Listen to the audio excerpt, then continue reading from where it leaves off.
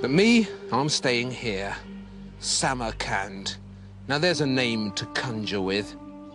The mirror of the world, they called it. The pearl of the East. The jewel of Islam.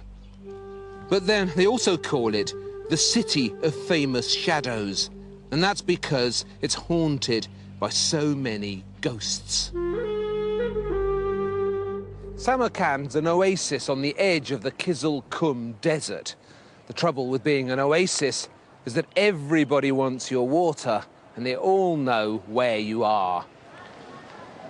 This programme's too short for me to list all the conquerors and warriors and nomadic cutthroats who'd loomed out of the desert to take Samarkand. Alexander the Great, Attila the Hun, Genghis Khan, they've all had it. Scythians, Sogdians, White Huns, Black Huns, Arabs, Ghaznavids, Mongols, Bolsheviks. This was everyone's favourite oasis, but only Tamerlane held on to Samarkand for long enough to transform it. Tamerlane was a Mongol who'd been Turkicized and converted to Islam. He claimed some sort of descent from Genghis Khan. But you'd expect that. Around here, all the ruthless warrior conquerors claimed descent from the great Khan. His real name was Timur, common name, which means iron. And Tamerlane is an English corruption of Timur the Lame. He had a disfigured leg from an old archery wound. Tamerlane was a genius at his trade. The ruthless and conscience-free conquest of anywhere he could reach. He personally conquered an empire that stretched from Moscow to Delhi, from modern Turkey to the outer edges of Russia. But when it came to choosing a capital, Tamerlane picked somewhere just around the corner from where he was born. Samarkand, this fabulous crossroads on the Silk Route, which Timur the Lame transformed into this architectural gem in the desert.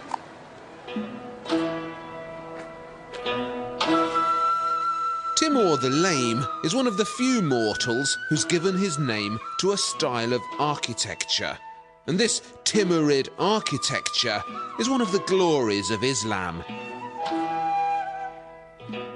The City of Domes is another of Samarkand's names.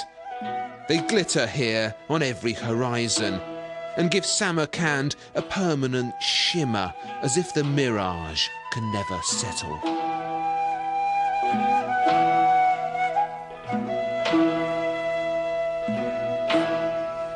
Domes have always had an obvious relationship with the heavens.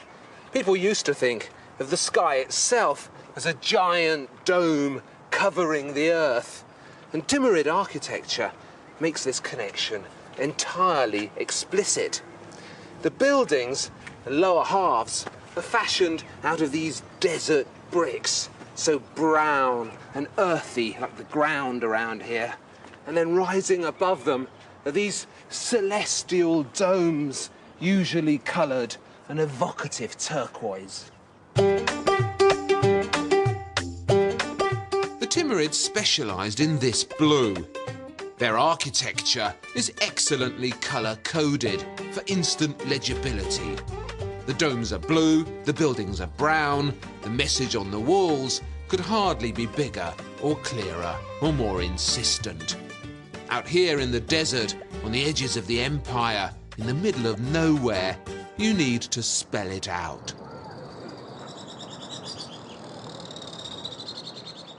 The word minaret is derived from the Arabic word minara, which means lighthouse. Originally, these Timurid minarets were intended to be literally lighthouses in the desert. You have to imagine them rising like steeples in this hot and flat land, visible from all angles. And thirsty camel traders trudging along the Silk Route, seeing one of these in the distance and knowing that here they would find water and hope and God. Allah, Allah, Allah, it says on this one. Muhammad, Muhammad, Muhammad. It's a brilliant piece of religious advertising, perfectly positioned in the desert to bring in the client. So the dusty Silk Road trader is lured to this gorgeous oasis by the lighthouses. The domes tempt him closer, and he finds himself in here, a perfect garden, in which 1,000,000 flowers seem to be blossoming at once. So colourful, so intense.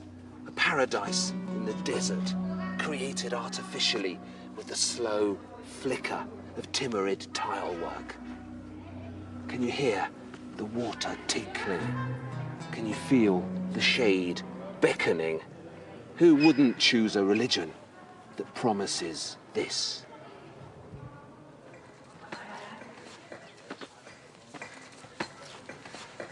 I was looking forward to coming here.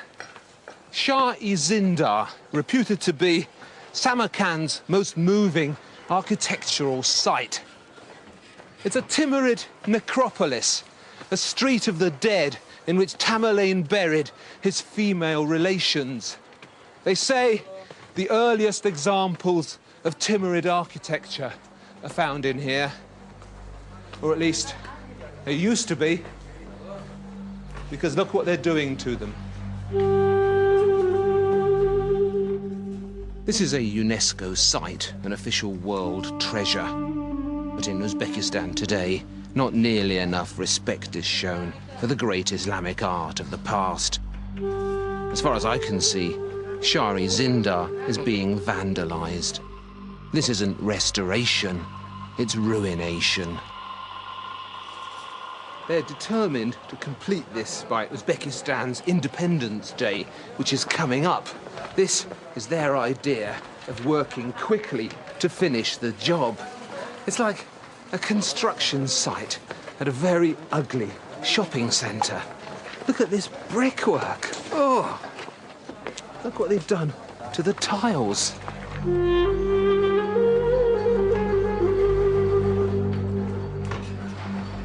There are men up there hacking away at irreplaceable 15th century Timurid domes with 4-inch chisels and 10-pound mallets, and occasionally leaving precious fragments of original tilework behind.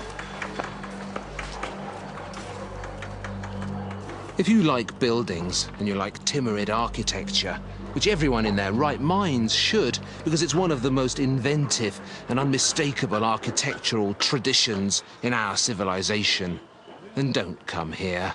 You'll just want to cry.